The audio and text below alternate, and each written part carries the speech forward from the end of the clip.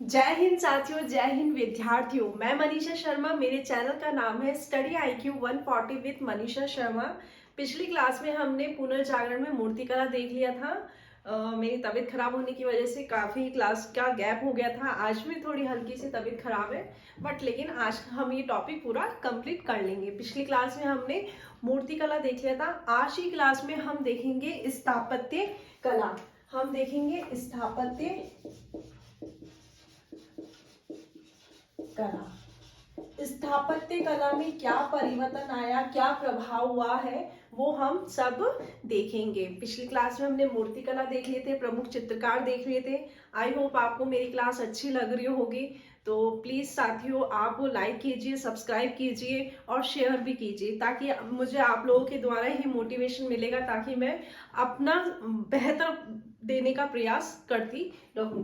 तो आज हम देखेंगे स्थापत्य कला। हम ये देखेंगे पुनर्जागरण से पहले। हम लिखेंगे पुनर्जागरण से पहले। पुनर्जागरण से पहले आपके स्थापत्य कला में गैथिक शैली का प्रचलन था। मतलब आपका जब भी पुनर्जागरण नहीं हुआ था ना, तो आपके यहाँ पर गैथिक शैली का प्रचलन था। गैथिक शैली मतलब जैसे हम कह सकते हैं जंगली शैली। गैथिक शैली का प्रचलन था। हम बहुत अच्छे से बारीकी से पढ़ रहे हैं। एग्जाम की दृष्टि से जो इम्पोर्टेंट है वो सब मैं पढ़ाने का प्रयास कर रही हूँ। थोड़ा सा बचा था उस दिन, लेकिन मैं बोल नहीं पा रही थी, इसलिए मैंने क्लास को आधी में ओवर कर दी थी। अभी थोड़ा सा और है, फिर उसके बाद हमारा पुनर्जागरण का पूरा मेरी तरफ से अच्छे से पढ़ाने का प्रयास किया है, कंप्लीट हो जाएगा। मैं कोशिश करूंगी इसके अंदर जो भी 15-20 क्वेश्चन जो बहुत ही ज्यादा इंपॉर्टेंट है वो मैं आपको देने का प्रयास करूंगी। तो पुनर्जागरण से पहले गैथिक शैली का प्रचलन था, जिसे हम जंगली शैली भी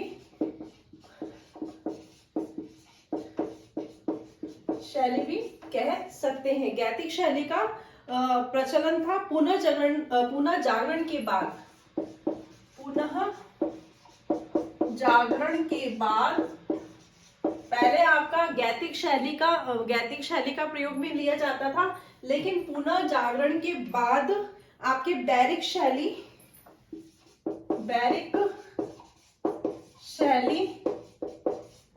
का प्रचलन हुआ। बैरिक शैली का प्रचलन हुआ। और ये बैरिक शैली किसने दी है? आपकी बैरिक शैली का प्रचलन हुआ। ये आपकी बैरिक शैली ब्रूनेलेस्की ने दिया है। ब्रूनेलेस्की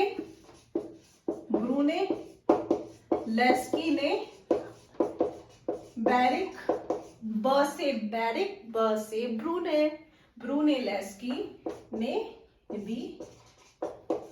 ठीक है साथियों, ये आपको पता होना चाहिए पुनर्जागरण से पहले कौन सी शैली थी, पुनर्जागरण के बाद कौन सी शैली का प्रचलन हुआ। ब्रूनेलेस्की ने दिया है आपकी बैरिक शैली। ब्रूनेलेस्की को ही, ये आपका ब्रूनेलेस्की है ना, ब्रूनेलेस्की को ही पुनर्जागरण कालीन स्थापत्य कला का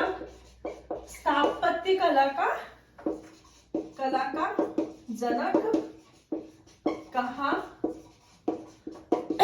जाता है। देखो साथियों, हम पुनर्जागरण में जो स्थापत्य कला में जो प्रभाव आया है, जो चेंजेस आया है, हम वो देख रहे हैं। हम ये देख रहे हैं पुनर्जागरण से पहले आपकी गैथिक शैली, जिसे हम जंगली शैली भी कहते हैं। पुनर्जागरण के बाद आपके बैरिक शैली आई, जो किसने दिया? ब्रूनेलेस्की ने दिया। ब्रूनेलेस्की को ही आपका पुनर्जागरण कालीन का स्थापत्य कला का जनक कहा जाता है। अब ये बैरिक शैली क्या होती है, अब इसके बारे में देखेंगे। इसमें मतलब क्या क्या है, इसकी क्या क्या विशेषता है। आप एक बार इसका पूरे का स्क्रीनशॉट ले लीजिए, ताकि मैं अलग से आपको बैरिक शैली समझा सकूंगी। एक बार आप इसका स्क्रीनशॉट ले लीजिए साथियों। ठीक है साथियों, है ना।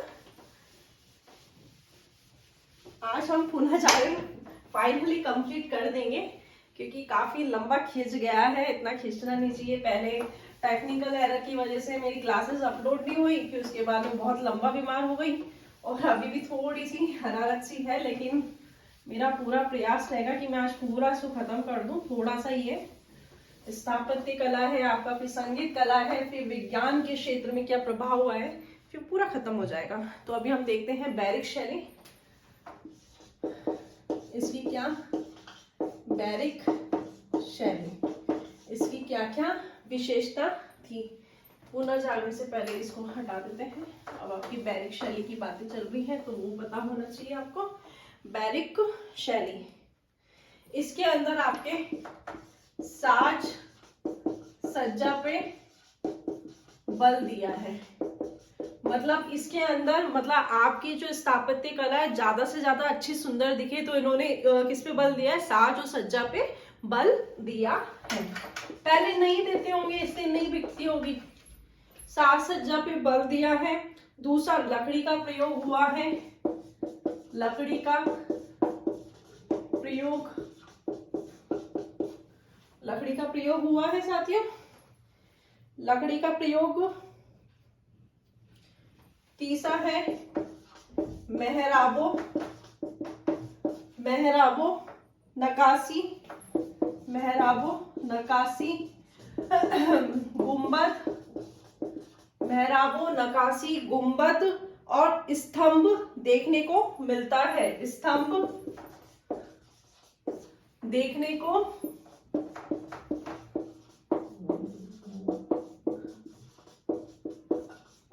मिलता है। आप ये देख रहे हैं, हम बैरिक शैली देख रहे हैं। स्थापत्य कला में पहले आपकी गैथिक शैली का प्रयोग किया जाता था, लेकिन पुनर्जागरण के बाद आपकी बैरिक शैली का प्रयोग होने लगा है। इसमें जो बैरिक शैली है, इसके अंदर क्या इसकी विशेषता है, अब इसमें ना साज सज्जा पे बल दिया जाने लगा है, लकड़ी का प्रयोग होने लगा है, मेहराबों, नकाशी, गुंबद और स्तंभों को देखने को मिलता है। ये जो है आपकी यूनान व रोम का मिश्रण है, रोम के मिश्रण है आपकी बैरिक। ये दोनों की जगह की कुछ ना कुछ विशेषता, ठीक है साथियों, बैरिक शैली ये है। और आपके जो ब्रूनेलेस्की है ना, उसने क्या किया था वो भी देख लो आप। ब्रूनेलेस्की है, ब्रूनेलेस्की ने आपके सेंट ग्रोफेस चर्च में पज्जी चैपल का विकास निर्माण किया था। सेंट ग्रोफेस चर्च में पज्जी चैपल का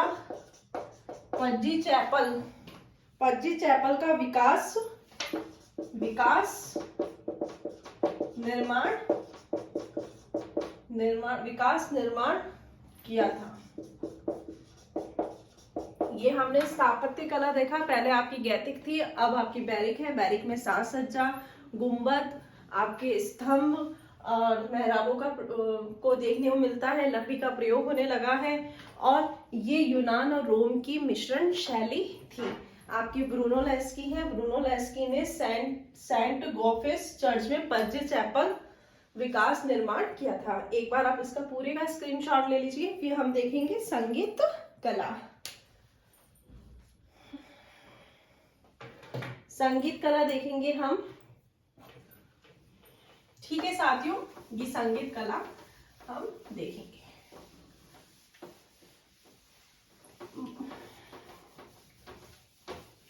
दो तीन बार आप इस क्लास को देखोगे ना तो आपको पुनर्जागरण में से आपको सब याद हो जाएगा, समझ विकसित हो जाएगी, ठीक है साथियों। अब हम देखेंगे संगीत कला।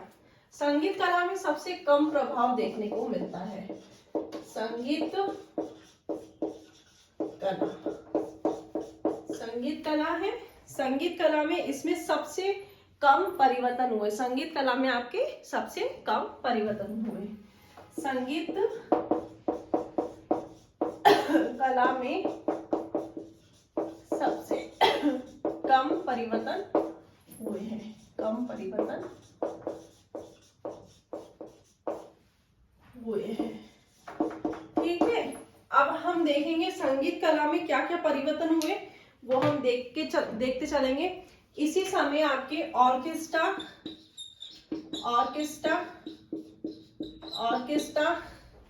आपके हॉप्सिकार्ड ऑर्केस्ट्रा या आपके हॉप्सिकार्ड, आपके ओपेरा क्या होता है, जिसके अंदर आपके सांसारिक गीत चलते रहते हैं। जैसे आपको मैं बताऊं ओपेरा आपके किसमें, आपके जैसे 3 इडियट मूवी में जो बोमेन इरानी सुनता है ना ओपेरा, जिसमें उसमें सांसारिक गाने चलते रहते हैं। ओपेरा में आपके कौन से सांसारिक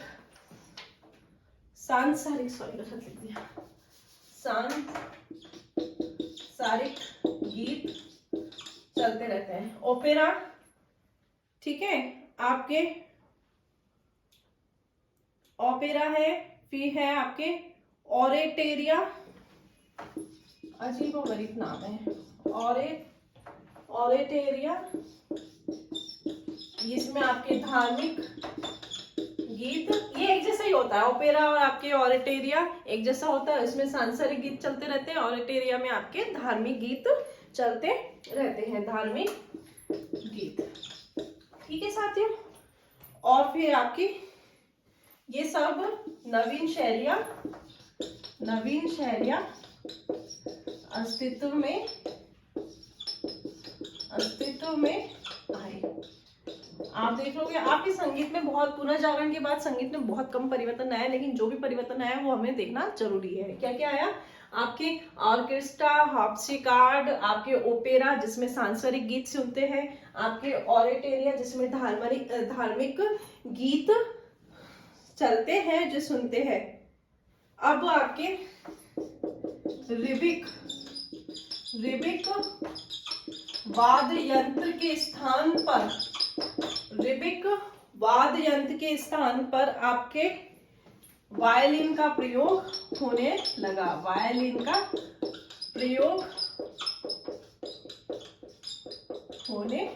लगा, ये आपके संगीत में था, ये आपके संगीत कला में था। एक बार आप इसका पूरे का स्क्रीनशॉट ले लीजिए, फिर हम देखेंगे इसमें कौन कौन से संगीतकार थे इस समय। तो प्रमुख संगीतकार देख लेते हैं हम, क्या हो रहा है। प्रमुख संगीतकार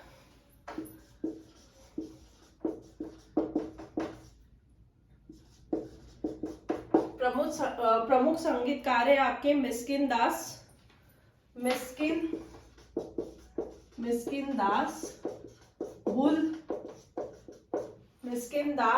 बुल, आपके विलियम बर्ड,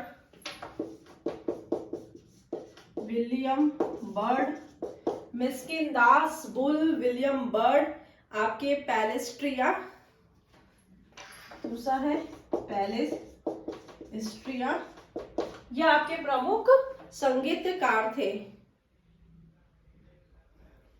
ठीक है साथियों, ये आपके प्रमुख संगीतकार थे, जिसमें आपके संगीत कला में ज्यादा परिवर्तन देखने को नहीं मिला, लेकिन हम देखते हैं जो भी परिवर्तन हुआ, आपके ऑर्केस्ट्रा आई, आपके हॉप्सिकार्ड आया, आपके ओपेरा आया, ओपेरा में आपके सांस्कृतिक गीत चलते थे, आपके ओरेटेरिया आया जिसमें धार्मिक गीत, नवीन शैली आई जिसमें आपके रिबिक वाद्य यंत्र के स्थान पे आपके वायलिन का प्रयोग उसी समय से होना लगा। प्रमुख संगीतकार थे आपके मिस्किन दास बुल, विलियम बर्ड, आपके पैलेस्ट्रिया। तो एक बार आप इसका पूरे का स्क्रीनशॉट ले लीजिए, फिर हम देखेंगे आपके विज्ञान के क्षेत्र में जो परिवर्तन आया है वो हम देखेंगे।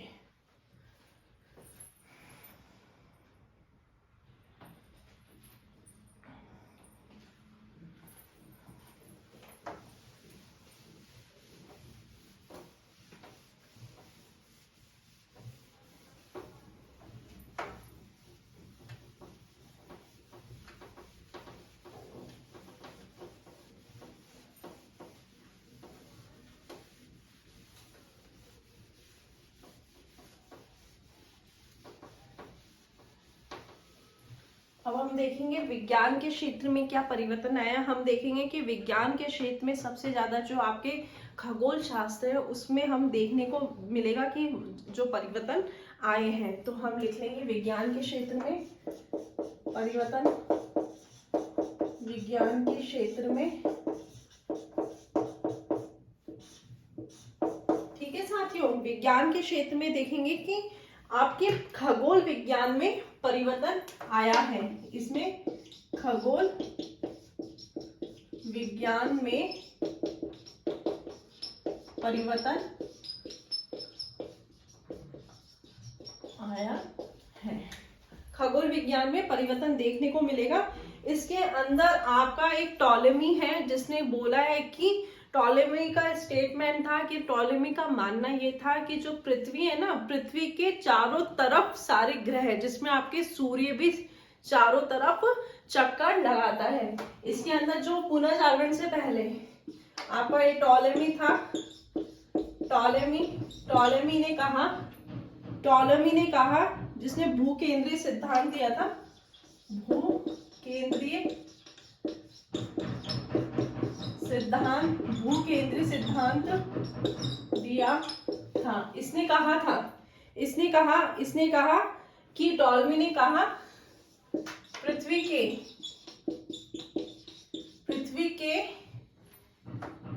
के चारों तरफ सभी ग्रह चक्कर लगाते हैं। ठीक है साथियों, लेकिन इस टॉलेमी का खंडन किया है, इस टॉलेमी का खंडन आपके कोपरनिकस ने किया। टॉलेमी का कोपरनिकस ने क्या किया? खंडन किया। इन्होंने ये कहा, कोपरनिकस ने कहा है कि पृथ्वी के चारों तरफ कोई चक्कर नहीं लगाता है, जबकि सूर्य के चारों तरफ पृथ्वी सहित सभी ग्रह सूर्य के चारों तरफ चक्कर लगाते हैं। तो इसमें हम लिखेंगे कोपरनिकस ने किया और इसने कहा पृथ्वी केंद्र में नहीं है, पृथ्वी केंद्र में नहीं है, सूर्य केंद्र में है, सूर्य केंद्र में है और सभी ग्रह सूर्य के चारों तरफ घूर्णन करते हैं या चक्कर लगाते हैं, सूर्य के चक्कर लगाते हैं।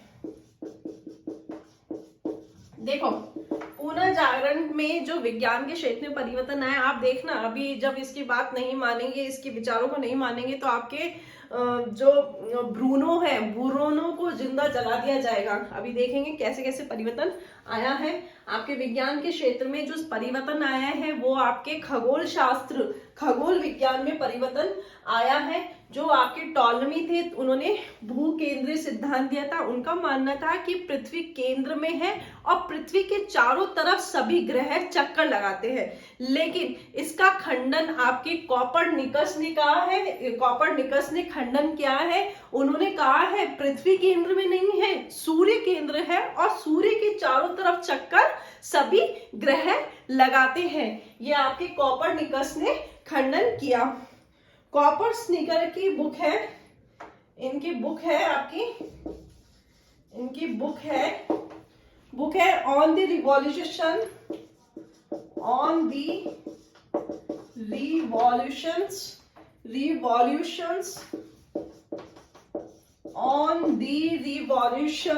of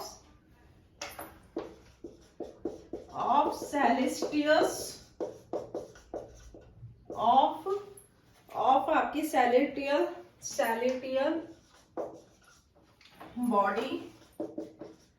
celestial body और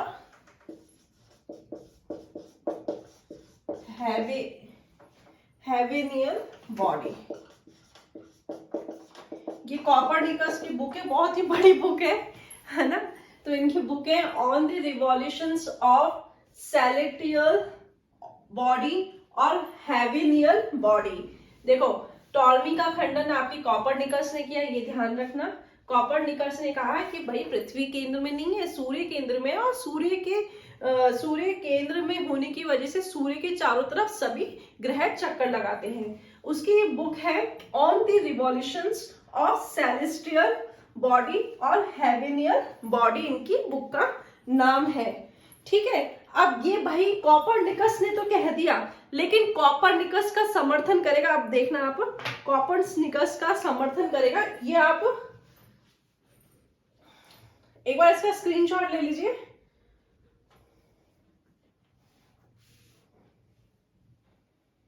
देखो, अभी कॉपरनिकस ने जो बातें कही ना, इसका समर्थन लेने वाले बहुत सारे विद्वान आएंगे, वैज्ञानिक आएंगे, मैं उनके बारे में बताती हूँ।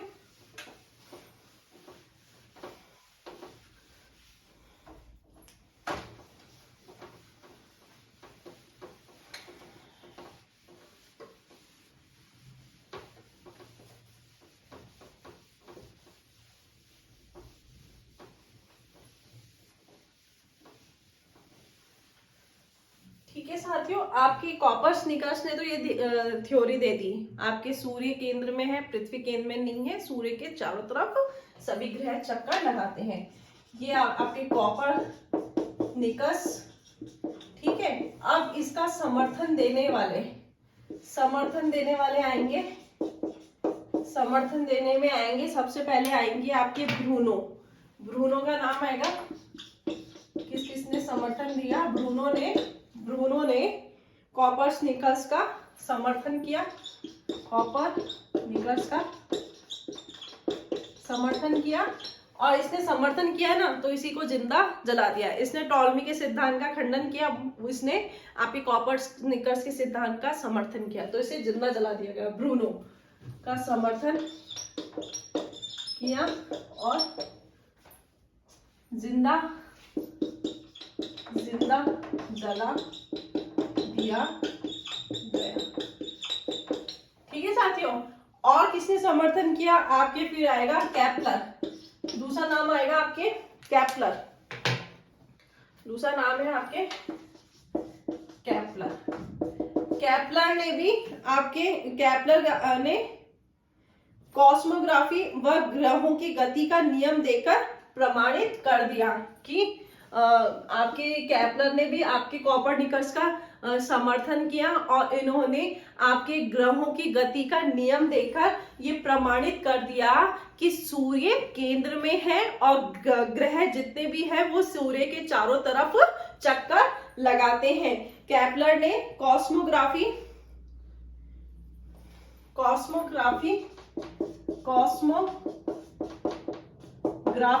वह ग्रहों की गति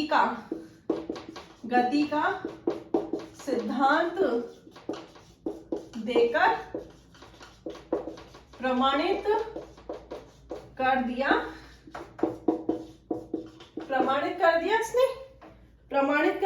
इन्होंने प्रमाणित कर दिया कि आपके ग्रहों की गति का सिद्धांत देके ये प्रमाणित कर दिया कि सूर्य केंद्र में है और सभी ग्रह सूर्य के चारों तरफ चक्कर लगाते हैं। मैं तो आपको ये बता रही, कॉपरनिकस ने का समर्थन देने वाले पहले है ब्रूनो, फिर है आपका केपलर ने ग्रहों की गति का सिद्धांत दिया था, कॉस्मोग्राफी का सिद्धांत दिया था। तीसरा नाम आता है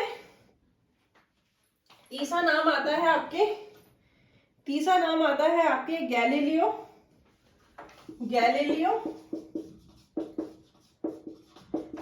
ने किसका आविष्कार किया था? दूरबीन का आविष्कार किया था। इन्होंने भी प्रमाणित कर दिया कि क्या मतलब आपके कॉपरनिकस का समर्थन किया था।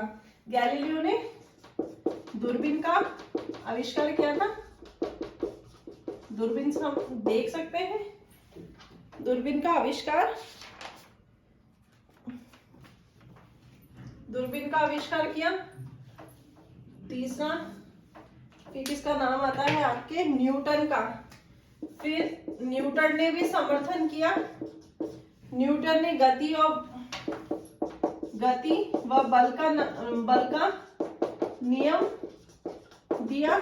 मैं बता रही हूँ आपके लाइन से कैसे कैसे जो आपके वैज्ञानिक आए, जो आपके खगोल शास्त्री आए, जो उन्होंने अपने क्या बोलते हैं, अपने नियम और सिद्धांतों से ये प्रमाणित किया कि जो कॉपरनिकस कह रहा है वो उनकी बात में सत्यता है, वो उनका जो मानना है, उनने जो स्टेटमेंट दिया है वो मतलब सत्य है, उन सब ने प्रमाणित किया। बल का नाम दिया। फिर इसके बाद आता है आपके मैकेटस। मैकेटस ने एटलस दी। ठीक है साथियों। फिर आपके आता है एनेक्सीमेंडर। सॉरी ये चौथा है।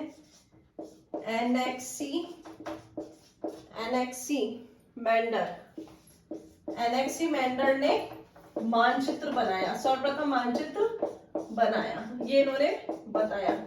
तो ये देखो आपके विज्ञान के क्षेत्र में जो पुनर्जागरण के बाद जो इसमें जो परिवर्तन आया, आपके टॉलमी थे, टॉलमी ने भूकेंद्र सिद्धांत दिया। उसमें उनका कहना था कि पृथ्वी जो है वो आपके केंद्र में है और सूर्य भी पृथ्वी के चारों तरफ चक्कर लगाती है। लेकिन इनकी बात का खंडन किया आपके कॉपरनिकस ने। कॉपरनिकस ने कहा कि नहीं, पृथ्वी केंद्र में नहीं है, सूर्य केंद्र में है, और सूर्य केंद्र में होने के कारण सभी जो ग्रह है, जिसमें आपका पृथ्वी भी है ना, वो सूर्य के चारों तरफ चक्कर लगाती है। तो कॉपर ने तो ये बात कह दी, लेकिन कॉपरनिकस का समर्थन करने वाले कौन कौन थे? ब्रूनो। उन्होंने कॉपरनिकस का समर्थन किया और इनका समर्थन करने के कारण इन्हें जिंदा जला दिया। फिर आपके केपलर आते हैं। केपलर ने गति आपकी ग्रहों की गति का सिद्धांत दिया, कॉस्मोग्राफी का सिद्धांत दिया। उनको देख के बताया कि जो कॉपरनिकस ने कहा है वो बिल्कुल सत्य है कि सूर्य के चारों तरफ सभी ग्रह चक्कर लगाते हैं। फिर है आपके गैलीलियो। गैलीलियो ने तो दूरबीन का आविष्कार करके भी प्रमाणित कर दिया कि कॉपरनिकस सही है। फिर आपके आते हैं न्यूटन के नियम हमने पढ़े हैं विज्ञान में। उन्होंने गति का नियम दिया है, बल का नियम दिया है। इससे भी प्रमाणित होता है कि जो कॉपरनिकस कह रहे हैं वो सही है। फिर आते हैं आपके मैकेटस ने एटलस दी। फिर आपके आते हैं एनेक्सीमेंडर, जिन्होंने सर्वप्रथम मानचित्र बनाया था। एक बार आप इसका पूरे का स्क्रीनशॉट ले लेंगे, फिर हम देखेंगे जो आपके शरीर विज्ञान में जो परिवर्तन आया है वो देखते हैं हम। ठीक है साथियों, एक बार इसका आप स्क्रीनशॉट ले लीजिए। ठीक है साथियों,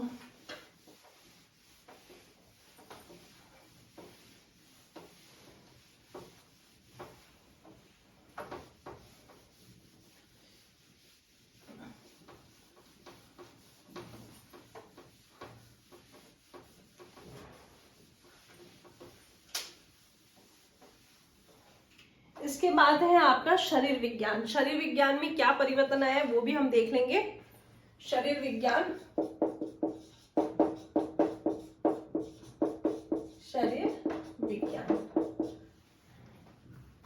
इसमें हम देखेंगे कि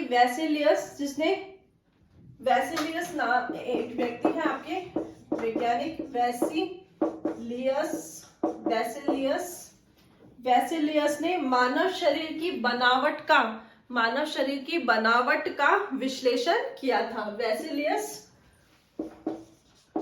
मानव शरीर की, देखो ये सब पुनर्जागरण के बाद हुआ है, इसलिए हम इसको इसके प्रभाव क्षेत्र में काउंट करते हैं या याद करते हैं, या हम मानव शरीर की बनावट का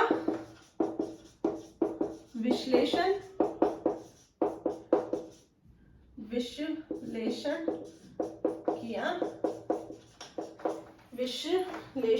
किया है। हिंदी बड़ी डाउन है। विश्लेषण किया है। ठीक है, इनकी book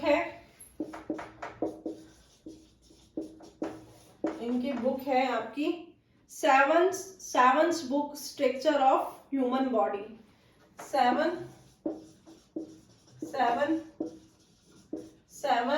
book of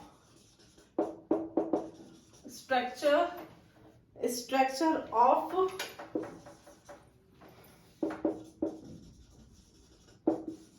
human body. 7 book of structure of, कितना ऑफ है, ऑफ ह्यूमन बॉडी। ठीक है, ये थे आपके वेसिलियस। दूसरा नाम आता है विलियम हाव। विलियम हाव, इन्होंने आपके रक्त परिसंचरण तंत्र का सिद्धांत दिया। रक्त परिसंचरण तंत्र सिद्धांत दिया था। रक्त परिसंचरण तंत्र सिद्धांत दिया था। तो ये